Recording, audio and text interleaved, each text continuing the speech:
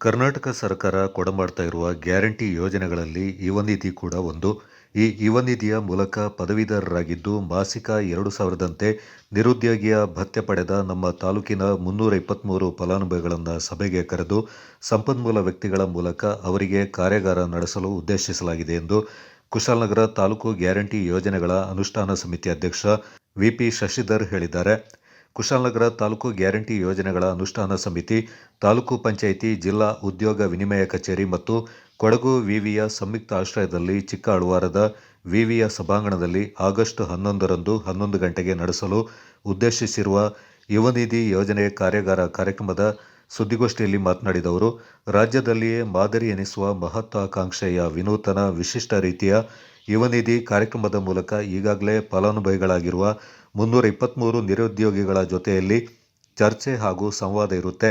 ಇವರೊಂದಿಗೆ BA, BSc, BCom ಮತ್ತು polytechnic ತಾಂತ್ರಿಕ ಶಿಕ್ಷಣ ಪಡಿತಾ ಇರುವ ವಿದ್ಯಾರ್ಥಿಗಳನ್ನು ಕೂಡ ಈಗಾಗಲೇ ಯುವನಿಧಿಯಿಂದ ಫಲಾನುಭವಿಗಳಾಗಿರುವವರ ಜೊತೆಯಲ್ಲಿ ತಮಗೂ ಪ್ರೇರಕ ಶಕ್ತಿಯಾಗಲು ಉತ್ತೇಜನ ಪಡೆಯಲು ಆಹ್ವಾನಿಸಲಾಗುವುದು ಎಂದರು.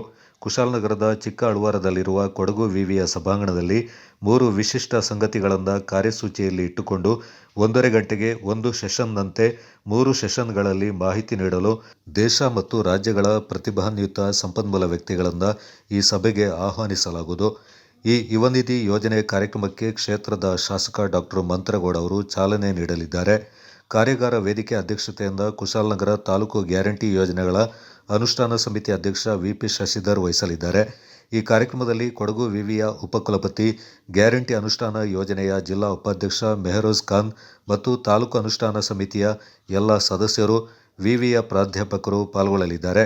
ಇಲಾಖೆಗಳ ಅನೇಕ ಉದ್ಯೋಗಗಳ ಅವಕಾಶಗಳೇನು ಲಭ್ಯತೆ ಇದೆ, ಅದನ್ನು ಪಡೀಲಿಕ್ಕೆ ಏನೆಲ್ಲ ಕ್ರಮಗಳನ್ನ ಅನುಸರಿಸಬೇಕು, ಇತ್ಯಾದಿಗಳ ಬಗ್ಗೆ ಮತ್ತು ಅವರ ಆತ್ಮವಿಶ್ವಾಸವನ್ನು ವೃದ್ಧಿಸುವ, ಅವರ ಏಕಾಂಗಿತನವನ್ನು ದೂರ ಮಾಡುವ, ನಿರುದ್ಯೋಗಿಗಳು ಅಂತ ಹೇಳುವ ಅವರೊಂದು ಮಾನಸಿಕವಾದ ಒಂದು ತುಮುಲವನ್ನು ದೂರ ಮಾಡುವಂಥ ರೀತಿಯಲ್ಲಿ ಅವರಿಗೆ ಮಾನಸಿಕ ಸ್ಥೈರ್ಯ ಕೊಡುವ, ಒಂದು ಒತ್ತಾಸೆಯಾಗಿ ನಿಲ್ಬಲ್ಲ ಅಂತ ಒಂದು ಸಾಂತ್ವನದ ಮಾತುಗಳು, ಮಾನಸಿಕ ಸ್ಥೈರ್ಯ ತುಂಬುವಂಥ ನಿಟ್ಟಿನಲ್ಲಿ ಈ ಕ್ರಮಗಳನ್ನು ನಾವು ಅನುಸರಿಸಬೇಕಾಗ್ತದೆ.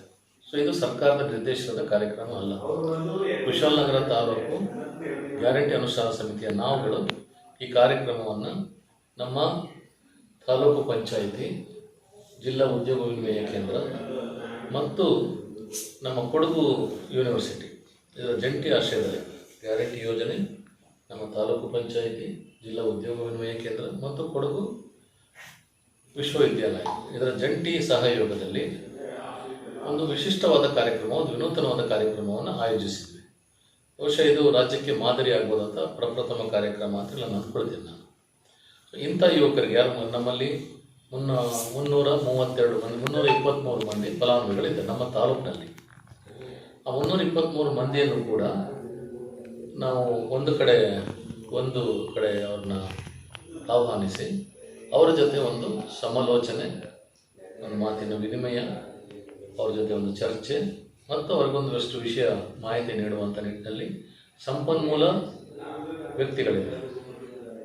ರಾಜ್ಯದ ಅಥವಾ ದೇಶದ ಬೇರೆ ಬೇರೆ ಭಾಗದಲ್ಲಿರುವಂಥ ಅತ್ಯಂತ ಸಂಪನ್ಮೂಲ ವ್ಯಕ್ತಿಗಳನ್ನು ಅವರಿಗೆ ಸಮಾಲೋಚನಾ ಕಾರ್ಯಕ್ರಮ ಅಥವಾ ಒಂದು ವಿಶಿಷ್ಟ ಸಂಕಿರಣ, ಸಂಪನ್ಮೂಲ ವ್ಯಕ್ತಿಗಳ ಒಂದು ವಿಶಿಷ್ಟವಾದ ಒಂದು ದಿನದ ಕಾರ್ಯಾಗಾರವನ್ನು ಕೂಡ ಆಯೋಜಿಸ್ತಾ ಇದ್ದೀವಿ.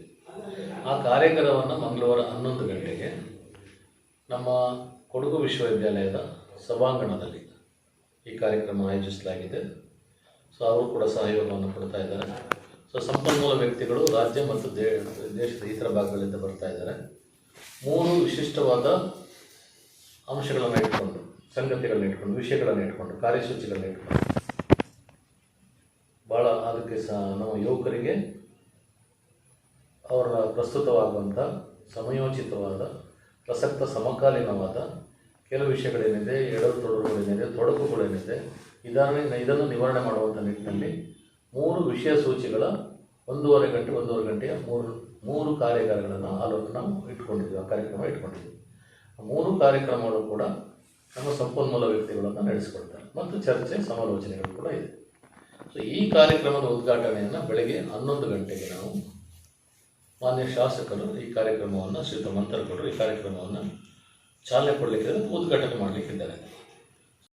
ಅತಿಥಿಗಳಾಗಿ ನಮ್ಮ ಯೂನಿವರ್ಸಿಟಿಯ ಕುಲಪತಿಗಳಿರ್ತಾರೆ, ಶ್ರೀಯುತ ಅಪ್ಪಣ್ಣವರು ಇರ್ತಾರೆ, ಮಂಜುನಾಥರು ಇರ್ತಾರೆ, ನಮ್ಮೆಲ್ಲ ಅನುಷ್ಠಾನ ಸಮಿತಿಯ ಸದಸ್ಯರು ಇರ್ತಾರೆ.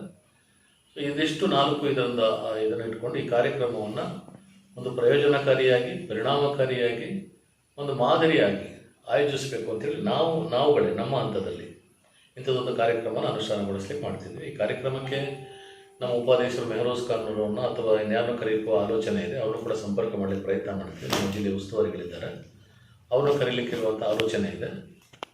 ಬಹುಶಃ ಅವ್ರನ್ನು ಈ ಕಾರ್ಯಕ್ರಮದಲ್ಲಿ ಭಾಗಿಯಾಗ್ಬೋದು. ಅವ್ರನ್ನೂ ಕೂಡ ಆಹ್ವಾನಿಸ್ತಿದ್ವಿ ಅವರ ಸಮಯವನ್ನು ನೋಡಿಕೊಂಡು. ಅದು 11ನೇ ತಾರೀಕು ನಿಗದಿಯಾಗಿದೆ. ಈಗಾಗಲೇ ಈ ಸಂಬಂಧವಾಗಿ ಮಾನ್ಯ ಶಾಸಕರ ಜೊತೆ ಕೂಡ ಮಾತುಕತೆ ಆಗಿದೆ. 11ನೇ ದಿನ ಕಾರ್ಯಕ್ರಮಕ್ಕೆ ಅವರಿಗೆ ಊಟದ ವ್ಯವಸ್ಥೆ ಇತ್ಯಾದಿ ಮತ್ತು ಸಂಪನ್ಮೂಲ ವ್ಯಕ್ತಿಗಳಿಗೆ ಆಗಬೇಕಾದಂಥ ವ್ಯವಸ್ಥೆಗಳಿದೆ. ಇದೆಲ್ಲಕ್ಕೂ ಕೂಡ ಸಿದ್ಧತೆಗಳನ್ನ ಮಾಡ್ಕೊಂಡಿದ್ದೀವಿ. ಇದೊಂದು ಪ್ರಯೋಜನಕಾರಿಯಾದ ಕಾರ್ಯಾಗಾರ ಆಗಬೇಕು. ಅವ್ರ ಆತ್ಮಸ್ಥೈರ್ಯ ತುಂಬಬೇಕು, ಮಾನಸಿಕ ಸ್ಥೈರ್ಯ ತುಂಬಬೇಕು. ಅವ್ರ ಏಕಾಂಗಿತನವನ್ನು ದೂರ ಮಾಡಿ ಸಮಾಜದ ಮುಖ್ಯವಾಹಿನಿಯಲ್ಲಿ ಕೆಲಸಗಳು ಬೇರೆ ಬೇರೆ ದಿಕ್ಕಿನಲ್ಲಿ ಪಡೆಯಲಿಕ್ಕಿರುವ, ಖಾಸಗಿಯಾಗಿ ಪಡೆಯುವಂಥ ಸ್ವಂತ ಉದ್ದಿಮೆನ ಆರಂಭ ಮಾಡಲಿಕ್ಕಿರುವಂಥದ್ದು, ಸರ್ಕಾರಿ ಕೆಲಸಗಳನ್ನು ಗಿಟ್ಟಿಸಿಕೊಳ್ಳುವುದರಲ್ಲಿ ಅನುಸರಿಸಬೇಕಾದಂಥ ಅವರ ಪರಿಶ್ರಮಗಳು, ಶ್ರದ್ಧೆಗಳು ಇತ್ಯಾದಿಗಳ ಬಗ್ಗೆ ಕೂಡ ಆ ಕಾರ್ಯಕ್ರಮದಲ್ಲಿ ಬೆಳಕು ಚೆಲ್ಲಲಿಕ್ಕಿದ್ದಾರೆ. ನಮ್ಮ ಸಂಪನ್ಮೂಲ ವ್ಯಕ್ತಿಗಳು ಮಾರ್ಗದರ್ಶನ ಮಾಡಲಿಕ್ಕಿದ್ದಾರೆ. ಆ ಕಾರ್ಯಕ್ರಮ ಅತ್ಯುತ್ತಮವಾದ ಕಾರ್ಯಕ್ರಮ, ಪ್ರಯೋಜನಕಾರಿಯಾದ ಕಾರ್ಯಕ್ರಮ. ಅದರ ಕಾರ್ಯಕ್ರಮವನ್ನು ಸದುಪಯೋಗಪಡಿಸ್ಕೊಳ್ಬೇಕು ಅಂತೇಳಿ ಈಗಾಗಲೇ 323 ಜನ ಫಲಾನುಭವಿಗಳು ಯಾರಿದ್ದಾರೆ ಅವರನ್ನು ಕೂಡ ಆಹ್ವಾನಿಸಿದ್ದೇವೆ. ಇದರ ಜೊತೆಯಲ್ಲಿ ಅಂತಿಮ ಇದರಲ್ಲಿ ಯಾರಿದ್ದಾರೆ, ಪದವಿಯಲ್ಲಿ ಯಾರಿದ್ದಾರೆ, ಬಹುಶಃ ಇಂಜಿನಿಯರಿಂಗ್ ಕಾಲೇಜಲ್ಲಿರ್ಬೋದು ಅಥವಾ ಪದವಿ ಕಾಲೇಜುಗಳಲ್ಲಿರ್ಬೋದು ಅಥವಾ ಡಿಪ್ಲೊಮಾ ಕಾಲೇಜಲ್ಲಿರ್ಬೋದು, ಅವರು ಕೂಡ ಐಚ್ಛಿಕವಾಗಿ ಭಾಗವಹಿಸ್ಬೋದು. ನಾವು ಈ 323 ಜನರ ಮೇಲೆ ಗಮನ ಇದೆ. ಇದೆಲ್ಲದ ಈ ಕಾರ್ಯಕ್ರಮದ ಪ್ರಯೋಜನವನ್ನು ಇವರುಗಳು ಕೂಡ ಪಡೆಯಬಹುದು. ಆಸಕ್ತರು ಕೂಡ ಆ ಕಾರ್ಯಕ್ರಮದಲ್ಲಿ ಭಾಗವಹಿಸ್ಬೋದು ಅಂತೇಳಿ. ಯಾಕೆಂದರೆ ಮುಂದಿನ ಫಲಾನುಭವಿಗಳವರು ಉದ್ಯೋಗವನ್ನು ಯುವ ನಿಧಿಯ ಪಡೆಯದೇ ಉದ್ಯೋಗಕ್ಕೆ ಹೋದರೆ ನಮಗೆ ಭಾಳ ಸಂತೋಷ ಆಗ್ತದೆ. ಸೊ ಹೀಗಾಗಿ ಇದರ ಪ್ರಯೋಜನವನ್ನು ಪಡೆಯಲಿಕ್ಕೆ ಅವನು ಕೂಡ ಆಹ್ವಾನಿಸ್ತಿದ್ದೇವೆ. ಇಚ್ಛೆ ಉಳ್ಳವರು ಈ ಕಾರ್ಯಕ್ರಮದಲ್ಲಿ ಭಾಗವಹಿಸ್ಬೋದು. ಯಾರು ಅಂತಿಮ ಪದವಿ ವಿದ್ಯಾರ್ಥಿನಿಯರು. ನಮ್ಮ ಕರ್ನಾಟಕ ಸರ್ಕಾರ ಭಾಳ ವಿನೂತನವಾದ, ವಿಶಿಷ್ಟವಾದ, ಜನಪರವಾದ ಮತ್ತು ಬಡ ಜನರಿಗೆ ಒಂದು ಆಸರೆಯಾದಂಥ ಯೋಜನೆಗಳನ್ನು, ಆ ಪರಿಕಲ್ಪನೆಗಳನ್ನ ಇಟ್ಟುಕೊಂಡು ಕೊಟ್ಟ ವಾಗ್ದಾನದಂತೆ ತತ್ಕ್ಷಣದ ಜಾರಿಗೆ ತರೋದ್ರ ಮೂಲಕ ಸಮಾಜದ ಎಲ್ಲ ಸ್ತರದ ಮತ್ತು ಎಲ್ಲ ವರ್ಗದವ್ರನ್ನ ಗಮನದಲ್ಲಿಟ್ಟುಕೊಂಡು ಈ ಯೋಜನೆಯನ್ನು ಅನುಷ್ಠಾನಗೊಳಿಸಿದೆ. ಅದರ ಫಲಾನುಭವಿಗಳು ಇವತ್ತು ಕೋಟ್ಯಾಂತರ ಮಂದಿ ಕರ್ನಾಟಕದಲ್ಲಿ ಇದ್ದಾರೆ.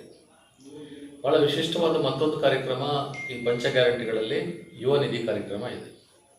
ಆ ಯುವ ನಿಧಿ ಕಾರ್ಯಕ್ರಮಗಳಲ್ಲಿ ತಾವು ಪದವಿ ಪಡೆದ ಮತ್ತು ಡಿಪ್ಲೊಮಾ ಪೂರ್ಣಗೊಳಿಸಿದಂಥ ವಿದ್ಯಾರ್ಥಿನಿಯರಿಗೆ ಅವರು ಪದವಿಯನ್ನು ಗಳಿಸಿ 6 ತಿಂಗಳವರೆಗೆ ಉದ್ಯೋಗ ಸಿಗದಿದ್ದರೆ ಅವರಿಗೆ ನಿರುದ್ಯೋಗ ಭತ್ಯೆ ಅಂತ ಏನಿತ್ತು ಅದರಲ್ಲಿ ಅದು ಯುವ ನಿಧಿ ಅನ್ನೋ ಹೆಸರಿನಲ್ಲಿ ನಾವು ಸತತ 2 ವರ್ಷಗಳ ಕಾಲ 24 ತಿಂಗಳ ಕಾಲ ಪದವೀಧರರಿಗೆ 3,000 ಮತ್ತು 1,500 ಕೂಡ ನಾವು ಕೊಡ್ತಾ ಇದ್ದೀವಿ.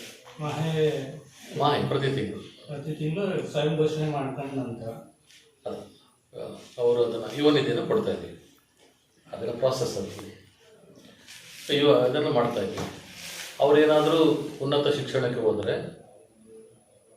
ಯುವ ನಿಧಿ ಮಧ್ಯದಲ್ಲಿ ಆ ಯುವ ನಿಧಿಯನ್ನು ಅದನ್ನು ಅಲ್ಲಿಗೆ ನಾವು ಸ್ಥಗಿತಗೊಳಿಸ್ತೀವಿ. ಉದ್ಯೋಗ ಅಷ್ಟೇ 2 ವರ್ಷಗಳಲ್ಲಿ ಸಿಕ್ಕಿದ್ರೆ ಅದು ಕೂಡ ಯುವ ನಿಧಿಯನ್ನು ಸ್ಥಗಿತಗೊಳಿಸ್ತೀವಿ. ಸೊ ಇದನ್ನು ನಾವು ಇದರಲ್ಲಿ ಕೂಡ ಮೇಲ್ವಿಚಾರಣೆ ಮಾಡ್ತಾ ಇರ್ತೀವಿ. ಇಂಥ ಯೋಜನೆಗಳು 2 ವರ್ಷಗಳ ಪೂರ್ಣಗೊಂಡ ನಂತರ ನಿರುದ್ಯೋಗಿ ಯುವಕರಿಗೆ ಮತ್ತೆ ಸರ್ಕಾರದ ಆಸರೆ ಇದ್ದಾಗ ಆಗ್ತದೆ. ಅಷ್ಟು 2 ವರ್ಷಗಳ ಉದ್ಯೋಗವನ್ನು ಕಂಡುಕೊಳ್ಬೇಕು ಅನ್ನೋದು ಸರ್ಕಾರದ ಆಶಯ. ಅದಲ್ಲದೆ ಈಗ final year BCom BA polytechnic ಏನೆಲ್ಲ ಹುಡುಗರಿದ್ದಾರೋ ಅವರು ಮುಂದಿನ ಫಲಾನುಭವಿಗಳಾಗೋದ್ರಿಂದ ಅವ್ರಿಗೂ ಬರೋಕ್ಕೆ ನಾವು ನಿಮ್ಮಲ್ಲಿಂದ ಕೇಳ್ಕೊಳ್ತೀವಿ. ಮಹತ್ವಾಕಾಂಕ್ಷೆಯ ಇದೊಂದು ಪ್ಲ್ಯಾನ್ ಆಗಿತ್ತು. ಅವರು ಹೇಳೋವಾಗ ನಮ್ಗೆ ಗೊತ್ತಾಗಿತ್ತು ಒಂದು ಪ್ಲ್ಯಾನ್ ಮಾಡ್ತಾ ಇದ್ದಾರೆ ಅಂತೇಳಿ. ಅವ್ರಿಗೆ ಕೇಳಿದಾಗ ನಾವೆಲ್ಲ ಸೇರಿ ಸಾಹೇಬರ ಒಂದು ಮಾರ್ಗದರ್ಶನ ಪ್ರಕಾರ ಈ ಕಾರ್ಯಕ್ರಮವನ್ನು ಮಾಡ್ತಾ ಇದ್ದೀವಿ. ಇದರಲ್ಲಿ ಒಂದು 350ರಷ್ಟು ಮಕ್ಕಳು ಭಾಗವಹಿಸ್ತಾ ಇದ್ದಾರೆ. ಅವರಿಗೆ ಇದೊಂದು ಪ್ರೇರೇಪಣೆಯಾಗಿ ಬೇರೆ ಬೇರೆ ಏನು ಗ್ಯಾರಂಟಿ ಕಮಿಟಿಗಳಿದೆ ಅದು ಸಮೇತ ಒಂದು ಪ್ರೇರೇಪಣೆ ಮಾರ್ಗದರ್ಶಿ ಆಗ್ಬೋದು ನನ್ನ ಒಂದು ಭಾವನೆ ಇದೆ. ಖಂಡಿತವಾಗಿ ನಾವೆಲ್ಲ ಸೇರಿ ಸಾಹೇಬರ ಸಹಕಾರ ಕೊಟ್ಟು ಅವರ ನೇತೃತ್ವದಲ್ಲಿ ಇದೊಂದು ಕಾರ್ಯಕ್ರಮ ಯಶಸ್ವಿ ಮಾಡ್ತೀವಿ ಅಂತ. ಗೋಷ್ಠಿಯಲ್ಲಿ ಅನುಷ್ಠಾನ ಸಮಿತಿಯ ಸದಸ್ಯ ಕಿಶೋರ್, ತಾಲೂಕು ಪಂಚಾಯಿತಿ ಕಾರ್ಯನಿರ್ವಹಣಾಧಿಕಾರಿ ಅಪ್ಪಣ್ಣ, ಜಿಲ್ಲಾ ಉದ್ಯೋಗ ವಿನಿಮಯ ಅಧಿಕಾರಿ ಮಂಜುನಾಥ್, ಸಹಾಯಕ ಅಧಿಕಾರಿ ಮದನ್ ಪಾಲ್ಗೊಂಡಿದ್ದರು.